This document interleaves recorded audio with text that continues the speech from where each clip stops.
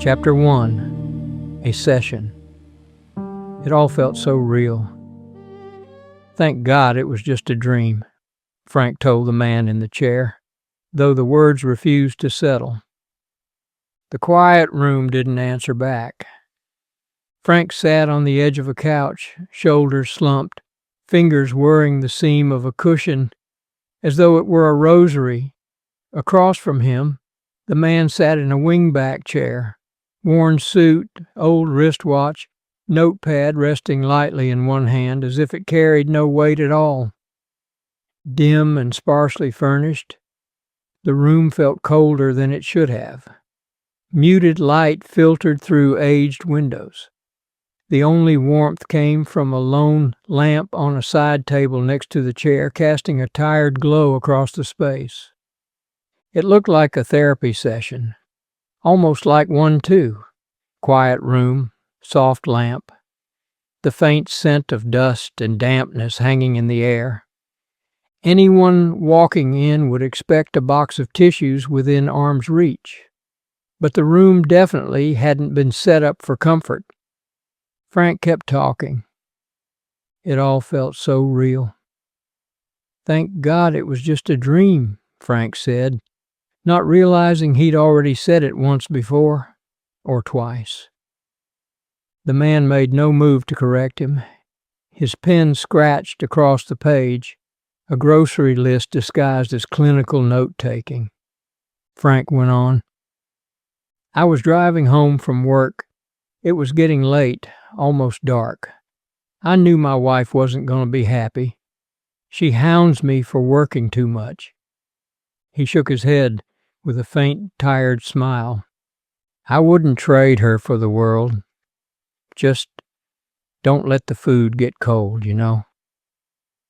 Frank glanced at the man and gave a small laugh. The man didn't react.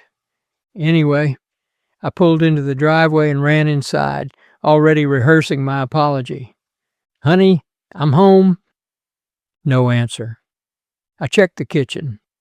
Food was out, but not set, still warm. I called out to her again. Nothing. I went upstairs, checked the bedroom, the bathroom. Nothing. The man listened without expression. He'd heard all this before. I came back downstairs, Frank said, already sounding tired of the memory. That's when I noticed the back door.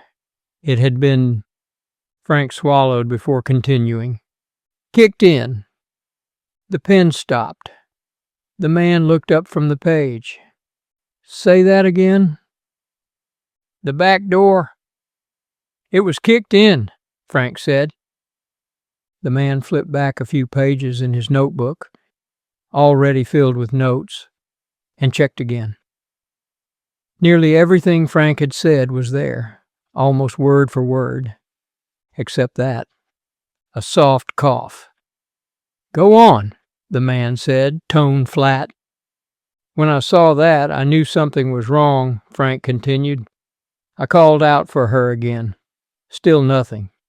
He hesitated, and that's when I saw it. Frank's gaze slid past the man to the other end of the room, his expression tightening before he seemed to realize he'd done it. He stopped speaking. The lamp beside the man flickered slightly, then steadied. The man's pen paused. Take your time, he said. Tell me what came next. Frank kept staring at the far end of the room.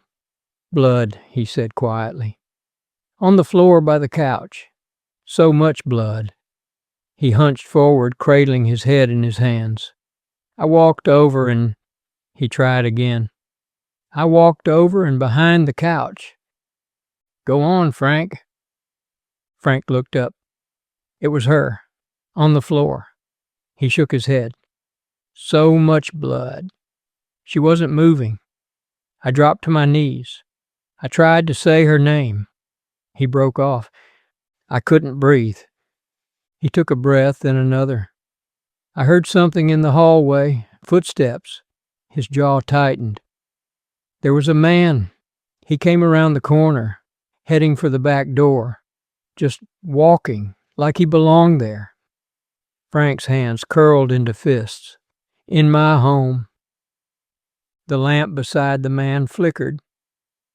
He noted it without shifting his focus from Frank. This man, can you recognize him? Frank swallowed. No. He was wearing a mask, all black. He paused. I could only see his eyes. Frank stared at the far end of the room again. I looked right at him, right into his eyes. With each word Frank spoke, the lamp flickered harder, snapping between dim and bright. I asked him why. His jaw tightened. He raised his gun. The man leaned forward just a fraction. And then? The lamp steadied. Frank exhaled, the breath leaving him all at once. Then, nothing, I just woke up. The man sank back into his chair, setting the notebook aside as he let out a slow breath, like he'd just missed his turn. Frank wiped his eyes, trying to compose himself. Near the man's chair, something began to hum more loudly than before. The sound wavered, stuttered. A red light pulsed, brightened, then dimmed again. A soft pop clicked from somewhere near the floor. Then another.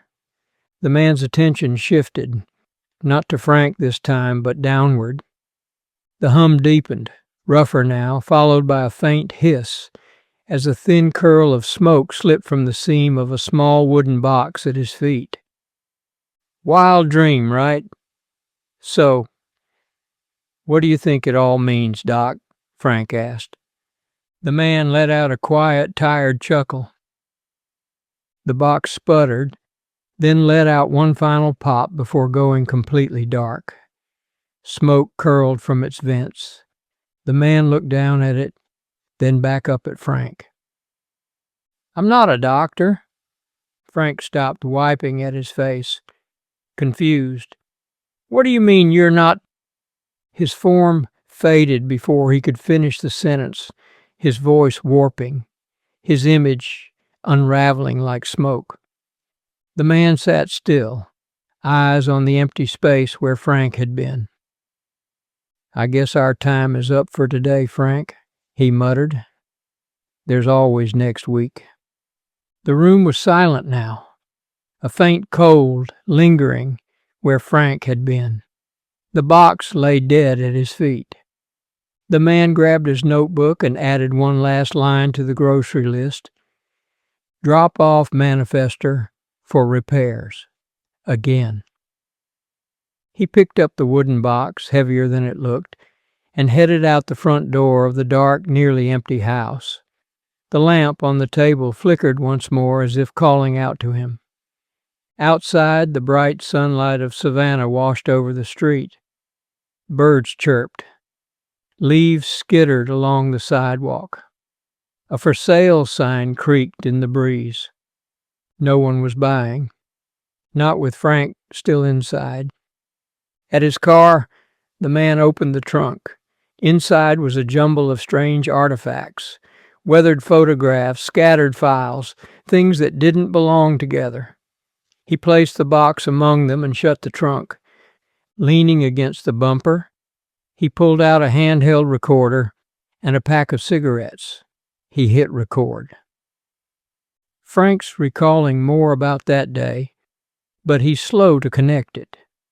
Still can't ID the killer. Still doesn't realize he's dead. The OSMG fried again. Smoke, static, the whole 9 yards. Taking it in for repairs. Needs to be fixed before the next open house. Realtors on my ass. They always think this is like evicting a squatter. I'll tell her I need another week. 'Cause this place isn't going to sell with Frank still hanging around. And I'm growing tired of playing grief counselor to another lingering goldfish. He slipped the recorder away and lit a cigarette. 3 long drags. Then he flicked it to the pavement. Mondays. He crushed it under his boot, climbed into the car, and drove off. The sky was clear. The clouds were white. Just another day in Savannah.